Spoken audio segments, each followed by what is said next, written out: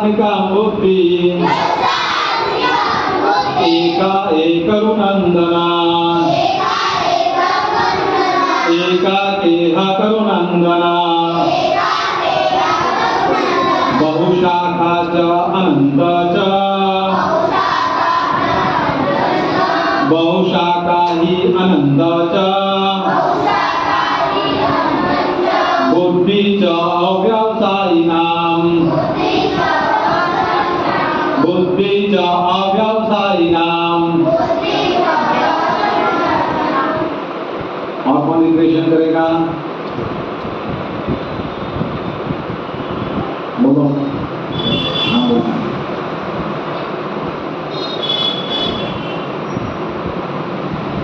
व्यवसाय आत्मिका बुद्धि रेकी हतुनंदना बहुशाखा अनंत च बुद्धि च अव्यवसायिनां।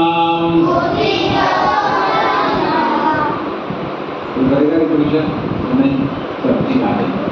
अनुवाद, जो इस मार्ग पर चलते हैं वे प्रयोजन में दृढ़ रहते हैं और उनका लक्ष्य भी एक होता है। हे गुरुनंदन, जो दृढ़ प्रतिज्ञा नहीं है उनकी बुद्धि अनेक शाखाओं में विभक्त रहती है। तात्पर्य भक्तिदान श्री प्रभुपाद के द्वारा यह दृढ़ श्रद्धा की कृष्ण भावनामृत का मनुष्य जीवन की सर्वोच्च सिद्धि प्राप्त कर सकेगा। व्यवसाय बुद्धि कहलाती है। चैतन्य चरितामृत मध्य लीला 22.62 में कहा गया है, श्रद्धा सत्य विश्वास कहे सुदृढ़ निश्चय कृष्ण भक्ति के लिए सर्वकर्म कृत है। श्रद्धा का अर्थ है किसी अलौकिक वस्तु के अतुट विश्वास। जब कोई कृष्ण भावनामृत के कार्य में लगता होता है तो उसे परिवार, मानवता या राष्ट्र में से बंद कर कार्य करने को आवश्यकता नहीं होती। पूर्व में भी किया गया शुभ अशुभ कर्मों के फल ही उसके सकाम कर्मों में लगते हैं। जब कोई कृष्ण भावनामृत में संलग्न होता है तो उसे अपने कार्यों में शुभ अशुभ के लिए प्रयत्नशील नहीं रहना चाहिए। जब कोई कृष्ण भावनामृत में लीन होता है तो उसके सारे कार्य आध्यात्मिक धरातल पर होते हैं, क्योंकि उसके कुछ अच्छे तथा बुरे का भेद नहीं रह जाता।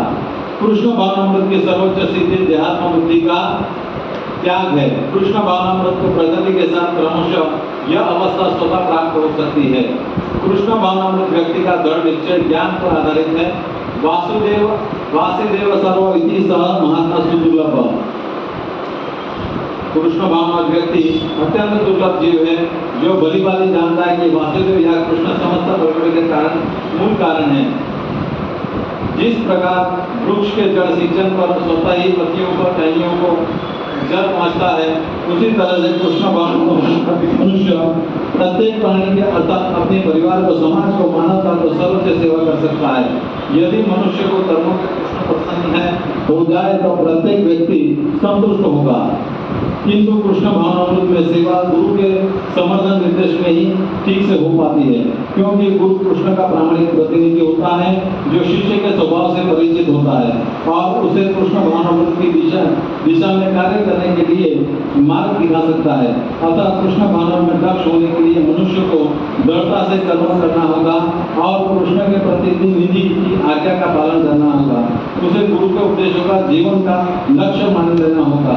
श्री विश्वनाथ चक्र ठाकुर ने गुरु प्रसिद्ध प्रार्थना में उपदेश दिया, यस्य प्रसादा भगवत प्रसादो यस्य प्रसादा गति कुरोपि जायन्तु वंश यस्य से संग वंदे श्री गुरु चरणारविंदम। गुरु की दृष्टि भगवान की प्रसन्नता होती है। गुरु के प्रसन्न के बिना कृष्ण भावनामृत में सार तक पहुँचने का कोई साधना नहीं होती।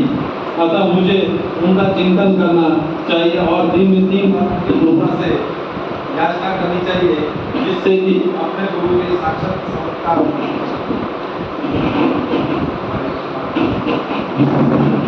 हरे कृष्णा हरे कृष्णा। किंतु संपूर्ण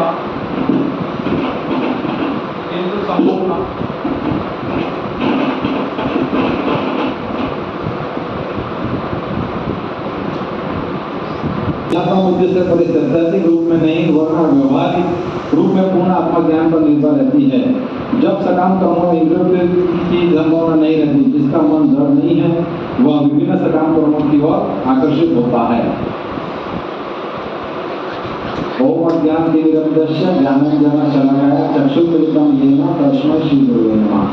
श्री चैतन्य मनोभीष्टं स्थापितं भूतले स्वयं रूपकथामह्यं ददाति स्वपदान्तिकं। श्री कृष्ण चैतन्य प्रभु नित्यानंद श्री अद्वैत गदाधर श्रीवासादि गौरभक्तवृंद। हरे कृष्णा कृष्णा कृष्णा हरे हरे, हरे राम राम राम हरे हरे। बहुत ही अच्छा श्लोक है।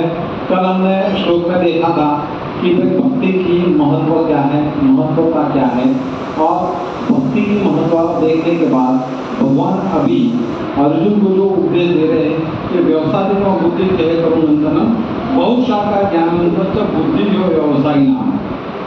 भगवान भी बता रहे हैं यहाँ पे कि हे गुरु नंदन, मैंने आपको भक्ति की महिमा का वर्णन किया, ठीक है। भक्ति की इतनी अगाध महिमा है कि नेहा विक्रमोष्ठी प्रत्यवाय स्वल्पश धर्मश त्रायतमान है।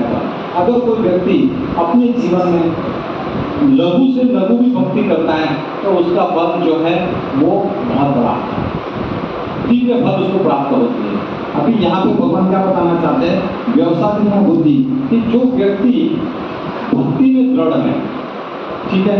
हम व्यवसाय का हम बोलते जगत में क्या बोलते हैं, व्यापार, ठीक है। भाई व्यापारी आदमी कैसा रहता है, वह बुद्धिमान रहता है। क्यों बुद्धिमान रहते ही व्यक्ति व्यापार कर सकता है, ठीक है। वो जानता है कि भाई किसमें मुझे मुनाफा है और किसमें मुझे घाटा है। तो यहाँ पे भगवान बताना चाहता है कि जो साधक होता है, जो भक्त होता है, वो क्या रहता है, उसकी बुद्धि कैसे रहती है, व्यवसाय में।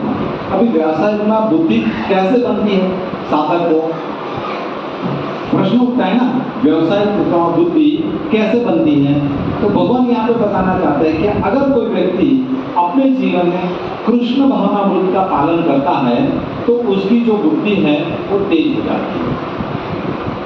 जिस तरह से हम भौतिक जगत का उदाहरण लेते हैं कि अगर कोई व्यक्ति फर्स्ट रैंक से पास होता है, ठीक है, तो वो कितना तेज होगा। उसके सामने हम हमारी कंपैरिजन करेंगे तो हमारी कंपैरिजन नहीं होगी। तो ऐसा क्यों है, क्यों है ऐसा? हमसे आगे मतलब हमारी एज उतनी है, उसका भी जो माइंड है वो भी उतना ही है। एज तो है ही, पर क्यों ऐसा है ना, क्यों ऐसा है? कोई फर्स्ट रैंक पे आता है, वो भी वही खाता है जो आप खाते हो, बराबर। वो भी वही स्कूल में जाता है जो आप जाते हो, वो भी वही पढ़ता है जो आपके पास बुक है। तो उसमें ऐसी क्या क्वालिटीज है जिसकी वजह से व्यक्ति जो है वो फर्स्ट रैंक से पास होता है? हाँ, क्या होता है कि भौतिक जगत में जो रैंकर्स होते हैं वो जब भी कुछ काम करते हैं तो उनका जो काम करने का तरीका है या पढ़ाई करने का तरीका है वह किस पे रहता है, उनकी पढ़ाई पे रहता है। हम जब पढ़ाई करते हैं तो हमारा तरीका कहाँ पे रहता है, हमारा तरीका अलग एक्टिविटी में रहता है। तो वही यहाँ पे भगवान बताना चाहते हैं कि अगर कोई साधक बराबर है, कृष्ण भावनामृत में दृढ़ है, ठीक है, अच्छे से भक्ति करता है, अच्छे से नियमों का पालन करता है, अच्छे से जप करता है और गुरु की वाणी को ग्रहण करता है, तो वो कृष्ण भावनामृत में दृढ़ हो जाता है। यहाँ पे भगवान यही बताना चाहते हैं व्यवसाय आत्मिका बुद्धि, कि भाई व्यवसाय बुद्धि जो है, व्यक्ति जो है वो दृढ़ हो जाता है। क्यों दृढ़ हो जाता है कि भाई व्यक्ति कृष्ण भावनामृत में जैसे जैसे प्रैक्टिस करेगा वैसे वैसे वो व्यक्ति उसकी जो है बुद्धि शार्प होती है। भगवत गीता पढ़ने से बहुत सारे लोग हैं जिनकी जो बुद्धि है तेज हो गई है। क्यों? ये भगवत गीता ये कलयुग का नहीं है, ये आध्यात्मिक है और ये शाश्वत है, भगवान की प्रत्यक्ष वाणी। क्या है भगवत गीता? भगवत गीता क्या है? भगवान का प्रत्यक्ष उपदेश है जो हमारी बुद्धि को तेज करता है और हमें बताता है कि हम कौन हैं। दूसरे अध्याय के 13वें श्लोक में भगवान ने बताया था कि अर्जुन, तुम शरीर के लिए जो प्रयत्न कर रहे हो प्रयत्न मत करो, तुम्हें अगर वाकई में प्रयत्न करना है तो अपने आत्मा के लिए करो। अगर कोई व्यक्ति को हम पूछते हैं कि भाई आप क्यों पढ़ाई करते हो, तो बोले अच्छे मार्क्स आने चाहिए। भाई अच्छे मार्क्स आ भी गए तो भाई क्यों पढ़ाई करना चाहते हैं, आगे बढ़ना चाहते हैं। तो आगे के स्टैंडर्ड में जाएंगे तो क्या करेंगे, और आगे के स्टैंडर्ड में जाएंगे, और आगे के जाने के बाद क्या होगा, कॉलेज जाएंगे या इंजीनियरिंग में जाएंगे या डॉक्टर्स में जाएंगे। उसके बाद क्या करोगे, वह डॉक्टर बन जाएंगे या इंजीनियर बन जाएंगे या अच्छी जॉब में मिल जाएंगे। और उसके बाद क्या करोगे आप, मुझे अच्छी पत्नी मिलनी चाहिए। उसके बाद मतलब कहने का तात्पर्य यह है कि हम जो भौतिक जगत का जो ज्ञान लेते हैं उसका कहीं पे भी एंड नहीं है, उसका कहीं पे भी एंड नहीं है। उससे हमें आत्मा को संतुष्टि नहीं मिलती है। ठीक है कि कुछ हद तक हमारी इंद्रिय तृप्त तो हो सकती है लेकिन संपूर्ण नहीं। लेकिन भक्ति करने से व्यक्ति की इंद्रिय भी तृप्त होती है, इंद्रिय भी नियमन में रहती है और भगवान की तुष्टि होती है और अंतकाल में हम भगवान के धाम जाते हैं। तो भाई प्रभु जी आप हमें बार बार बता रहे हो कि भगवान धाम जाना है, हम तो मनुष्य योनि में, हमें क्या तकलीफ है।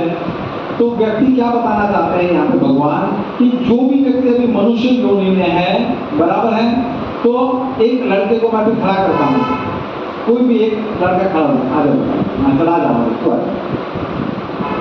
ये जो व्यक्ति है अभी अच्छे से श्वास ले रहा है, ठीक है, अच्छे से पानी पी रहा है, बराबर है। इसके अगर नाक दबाई दी जाए तो ये कहां से श्वास लेगा, मुंह से लेगा, ठीक है।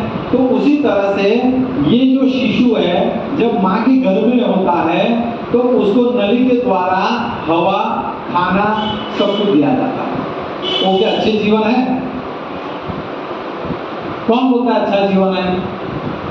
और वो जीवन हम जीकर ही हम मनुष्य योनि में आए हैं, वो अच्छी बात है नहीं। तो भगवान यही बताना चाहते हैं कि भाई आप क्यों बार बार माँ के गर्भ में जाना चाहते हो, आप जो है मेरे धाम में आ जाओ जहाँ पे अनंत गुना पुण्य है, अनंत गुना शाश्वत आनंद है, उसका तुम लाभ हो। लेकिन हम क्या करते हैं, छोटे आनंद के लिए ये परमानंद को खो देते हैं। अभी समझ में आया कि बच्चे जो है होशियार क्यों हैं और मंद बुद्धि के क्यों हैं। वही यहाँ पे भगवान बताना चाहते हैं कि अगर एक साधक अच्छे से अगर साधना करता है तो वो व्यक्ति के 100% बुद्धि तेज होगी। अगर वही साधक अच्छे से नहीं करता है साधना तो उसकी बुद्धि तेज नहीं होगी। ठीक है, उसने भक्ति की, उसका लाभ उसको होगा, लेकिन जो व्यवसाय में व्यक्ति को जो लाभ मिलेगा वो लाभ उसे नहीं मिलेगा। ठीक है कि अगले जन्म में मिलेगा। अभी भागवतम में राजा नूह की कथा थी। कौन? राजा नूह। वो जो राजा थे वो राजा स्वर्ग तक जीत गए, स्वर्ग के राजा बने। किसके राजा बने? स्वर्ग के। ठीक है, स्वर्ग के राजा बनने के बाद भी उसकी इंद्रिय संतुष्ट नहीं हुई। क्यों नहीं उसकी इंद्रिय संतुष्ट? क्योंकि जीवात्मा की इंद्रिया कभी भी संतुष्ट हो नहीं सकती है। जब तक हम परिपूर्ण की सेवा नहीं करेंगे तब तक हमारी इंद्रिया कैसे संतुष्ट होगी। इसलिए भगवान ने 5वें अध्याय में 29वें श्लोक में कहा है, भोक्ताराम यज्ञ तपस्याम सर्वलोकम महेश्वरम श्रुहत सर्वभूतानाम ज्ञाता शांति उच्चते। कि व्यक्ति को शांति जब तक नहीं मिल सकती है जब तक हम परम शांति व्यक्ति को या परम पुरुष व्यक्ति को शांत या उनकी इंद्रिय तुष्टि नहीं करेंगे तब तक हमें शांति प्राप्त नहीं होगी। तो वो राजा जो थे वो स्वर्ग के राजा बन गए। जिस तरह से हमें अच्छे से पढ़ाई कर ली, डॉक्टर्स बन गए या इंजीनियर्स बन गए या अच्छी पोस्ट पे हम आ गए, फिर भी हमें सेटिस्फेक्शन है क्या? नहीं है। तुम्हें तो अच्छी पोस्ट मिल गई, डॉक्टर बनने अभी क्या तकलीफ है? करो भक्ति। नहीं, फिर भी हमें सेटिस्फेक्शन नहीं है। क्यों नहीं है? हमें मोह। क्या है? हमें मोह। भाई वो करने के बाद क्या करेंगे? तो पैसा कमाएंगे। अभी पैसा कमाने में कहीं अटैक आके मर गया तो उसको क्या फायदा? तो भगवान यही बताना चाहते हैं कि भाई आप जो भी भौतिक जगत का ग्रहण कर रहे हो शिक्षा, वो भौतिक जगत तक ही सीमित है। अगले जन्म में उसका ट्रांसफरेबल नहीं है, पोर्टेबिलिटी नहीं है। लेकिन भक्ति जो है, अगर आप करोगे, अभी भी भक्ति शुरुआत करोगे, तो अगले जन्म में वो वापस, अगर सबने आपने 10 तक किया है तो अगले जन्म में 11 से बचाओगे। इसलिए भगवान ने पिछले श्लोक में बताया था, नेहा विक्रम मनोशस्ति प्रत्यवाय विद्यते स्वल्पश धर्मश त्रायतमा, कि भाई तुम्हें जन्म मृत्यु का जो भय है उससे तुम्हें ये ऊपर उठाएगा। क्यों? व्यक्ति को जन्म मृत्यु जरा व्याधि ये सबसे बड़ा डर है। मनुष्य जीवन का सबसे बड़ा डर क्या है? जन्म मृत्यु जरा व्याधि। जन्म मतलब जन्म होना, मृत्यु मतलब मृत्यु, जड़ा और व्याधि। जड़ा मतलब क्या है? जड़ा मतलब कौन बताएगा? जड़ा, हाँ तो बोल दिया। जड़ा का मतलब क्या है? बूढ़ा होना, ठीक है। व्याधि मतलब बीमार गिरना। ये सभी मनुष्यों में है। कोई आज भी बूढ़ा होगा, कोई कल होगा, कोई परसों होगा, ये होना ही है। तो वही भगवान यहाँ पे ये श्लोक में बताना चाहते हैं कि अगर कोई व्यक्ति व्यवसाय में बुद्धि करेगा, बराबर है, तो व्यक्ति कृष्ण भावनामृत में होगा और गुरु के वचनों को पालन करेगा और भगवान के उपदेशों को आत्मसात करेगा, वो व्यक्ति की बुद्धि जो है तेज हो जाएगी। और जो नहीं करता तो उसका क्या होगा? तो भगवान यहाँ पे यही श्लोक में बताना चाहते हैं कि भाई अगर कोई व्यक्ति बोलता है कि नहीं मैं तो मानता नहीं हूँ, मैं तो पढ़ाई करूंगा, पढ़ाई करने के बाद तो क्या करेगा? कहीं नौकरी करेगा या बिजनेस करेगा। बिजनेस करने के बाद क्या करेगा? छोटा दुकान डालेगा।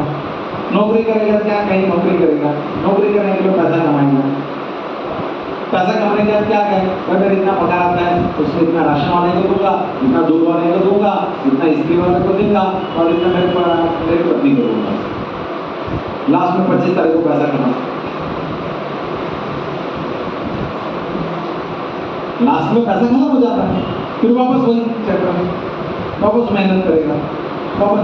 तो ये चक्कर चलता ही रहता है। और जब वो बूढ़ा हो जाता है तब बोलता है कि हाँ मेरे पास कुछ पैसा बचा है, हमें कहीं घूमने जाना चाहिए। जब घूमने जाएगा तब प्लेन पे बैठ नहीं सकेगा, उसकी सांस ये हो जाएगी।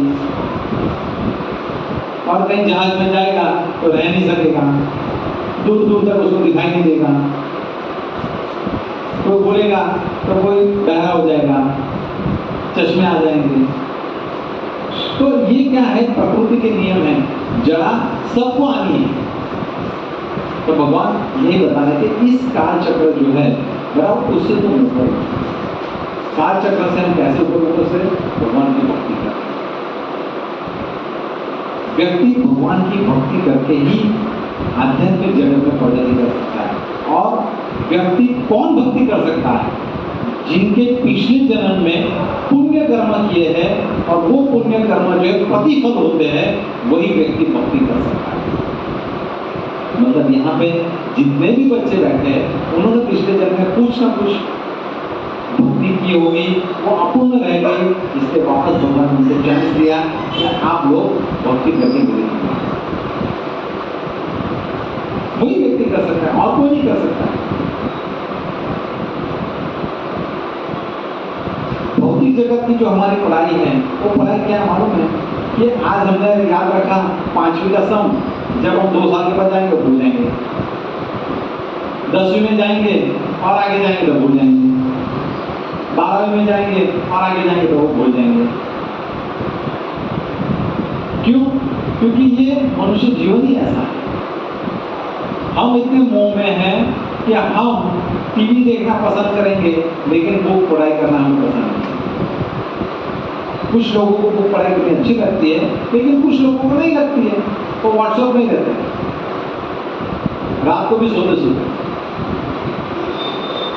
तो कहने का तात्पर्य क्या है? यहाँ पे भगवान क्या बताना चाहते हैं कि व्यक्ति जो है अगर व्यवसाय में बुद्धि करके अगर भक्ति करता है तो वो व्यक्ति जो है वो निश्चित रूप से आध्यात्म में प्रगति कर सकता है। और भगवान यहाँ पे बताना चाहते हैं कि अगर कोई व्यक्ति गुरु के निर्देशन में आगे आप जाएंगे, चौथे अध्याय में आगे आप जाएंगे तो उसमें भगवान बताएंगे तत्विधि प्रणिपाते न प्रणिप्रश्न सेवया उपदेशन्ति ज्ञान ज्ञान तत्वदर्शन, कि भक्ति जो है गुरु के माध्यम से, गुरु के मार्गदर्शन में होनी चाहिए, जिससे क्या है कि व्यक्ति अगर कहीं गलती करता है वो गलती वहीं पर रिकॉर्ड हो जाएगी और वो धीरे धीरे आत्मा साक्षात की ओर बढ़ेगा। भक्ति पे जाने के लिए मार्ग है, और जिसने भक्ति हासिल कर ली है वो व्यक्ति जो है वो ज्ञानी हो जाता है, वो नम्र हो जाता है। हम सब जो लोग हैं स्कूल में जाते हैं, क्यों जाते हैं? कौन बताएगा मुझे हम स्कूल क्यों जाते हैं? और पढ़े तो घर, सुनो आप पढ़ाई करने स्कूल जाते हो वो तो घर पे पढ़ सकते हो। हाँ, और हाँ, अच्छी बात है। और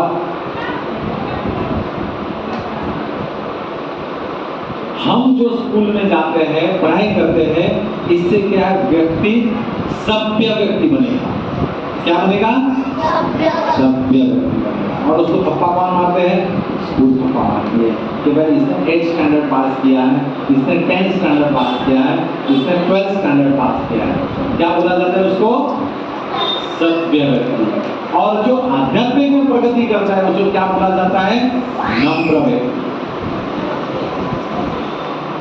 जो आध्यात्मिक में प्रगति करता है उसे कहा जाता है नम्र व्यक्ति। और जो भौतिक जगत में पास कर रहे सभ्य, हम क्या है? असभ्य है। हरे कृष्णा हरे कृष्णा। हम जो असभ्य है इसलिए हमें स्कूल में भेजा जा रहा है कि बस सभ्य व्यक्ति बनेगा और ठप्पा लगेगा, 10th पास, 12th पास, ग्रेजुएशन, ठीक है। और इसीलिए भगवान यहाँ पे बताना चाहता है कि तुम सभ्य व्यक्ति तो बनो, उसके साथ नम्र भी बनो। नम्र व्यक्ति अगर बनता है वो सबको प्रिय है। क्यों नम्र व्यक्ति सबको प्रिय है? तो कारण बताएगा मुझे, क्यों प्रिय है? नम्र व्यक्ति सबको प्रिय है।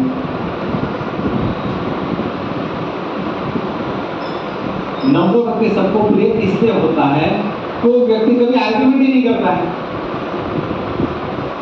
सबकी बात सुनता है वो। और हम क्या है, हम सभ्य बनने को तैयार है लेकिन नम्र बनने को तैयार नहीं। गुरु जी बोलते हैं भगवत गीता क्लास में आओ तो आराम से आने लग जाएंगे। ऐसा नहीं कि 15 मिनट पहले जाके कीर्तन करें, नहीं। क्यों? हमारी भावना ही नहीं है। हमारी सब भावना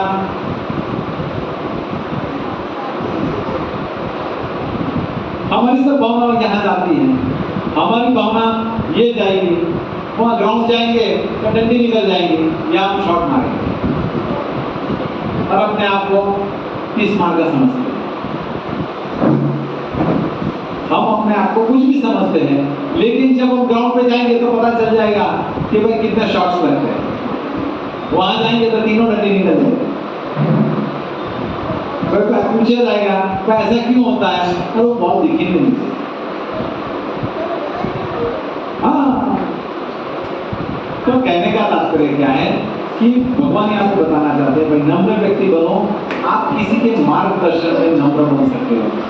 क्या बताना चाहते हैं भगवान?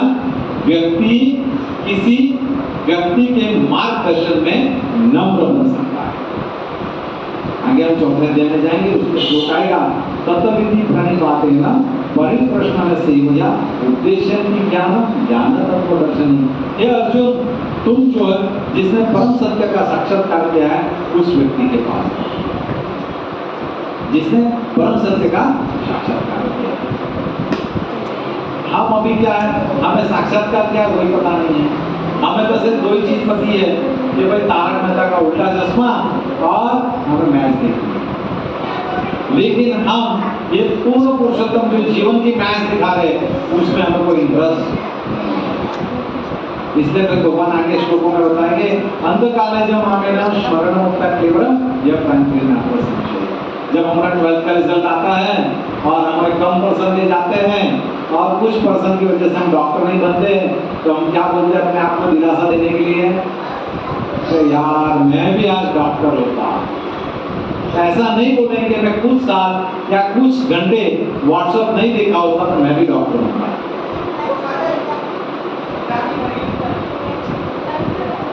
हमने कुछ मैच नहीं देखी होती या सोसाइटी में मैच नहीं खोला होगा तो मैं भी डॉक्टर बनता। हम क्या सोचते हैं कि बस अपने आप को और कुछ समझते हैं। तो यहाँ पे कहने का तात्पर्य है, भगवान क्या बोलते हैं कि अगर जो कोई व्यक्ति जो है अगर व्यवसाय बुद्धि में है, कृष्ण भगवान को पालन करता है, तो निश्चित रूप से व्यक्ति दृढ़ हो जाता है। दृढ़ होने के बाद वो भक्ति में प्रगति करता है, और भक्ति में प्रगति करने के बाद वो व्यक्ति इतना नम्र हो जाता है कि उसको गुरु साधु शास्त्र, गुरु के माध्यम से वो शास्त्र जान सकता है, और शास्त्र के माध्यम से साधु हो सकता है, और साधु के माध्यम से वो भगवान हो जाता है। आत्मा साक्षात्कार हम अगर कर सकते हैं तो उसका कारण एक ही है कि जब तक भगवान की कृपा और गुरु का आशीर्वाद नहीं होगा तब तक हम आत्मा साक्षात्कार नहीं कर सकते। चाहे कितना भी ज्ञानी व्यक्ति क्यों ना हो, कितना ही बुद्धिमान व्यक्ति क्यों ना हो, कितना ही बड़ा कर्मकांडी क्यों ना हो, उनको भगवत प्राप्ति नहीं होगी। लेकिन भक्त जो है उनको सहज भगवान की प्राप्ति। जिस तरह से स्कॉलर स्टूडेंट होता है वो सिर्फ एक बार भी पढ़ेगा तो उसके क्या हो जाता है, मेमोराइज हो जाता है। हम 10 बार भी पढ़ते तो अभी हमें मेमोराइज नहीं होता है। क्यों नहीं होता है? हम अगर ज्यादा पढ़ते फिर भी हमें मेमोराइज क्यों नहीं होता है? हमारा जो है मेमोराइज इसलिए नहीं होता है कि जिस चीज के लिए हम पढ़ रहे हैं वो ना करके और चीज पे हम मेमोराइज करते हैं। हमारा जो जीवन का फोकस है वो पूर्व में जाना चाहिए, उसकी जगह से हम क्या करते हैं, पूर्व की जगह से थोड़ा ऐसे इस तरफ घुमा देते हैं। इसलिए क्या है, हमें पढ़ाई में मन नहीं लगता है, और पढ़ाई में मन नहीं लगता तो घर में मन नहीं लगता है, घर में मन नहीं लगता तो टीवी में मन लगाने का प्रयत्न करते हैं, टीवी में मन नहीं लगता तो हम बाहर आएंगे, बाहर नहीं मन लगता क्रिकेट खेलेंगे, क्रिकेट नहीं खेलेंगे फिर क्या बोलते हैं, मैं तो पैडअप हो गई हूँ, मेरे पाँव दुख रहे हैं, मेरा सर दुख रहा है। फिर हम झगड़ा कर बैठते हैं किसी के साथ, चाहे मम्मी हो या पापा हो, और या छोटा भाई को मार बैठते हैं। ये हमारी परिस्थिति। तो इससे अगर हमें ऊपर उठना है तो हमें क्या करनी पड़ेगी, हरे कृष्णा कृष्णा कृष्णा हरे हरे, हरे राम राम राम हरे हरे।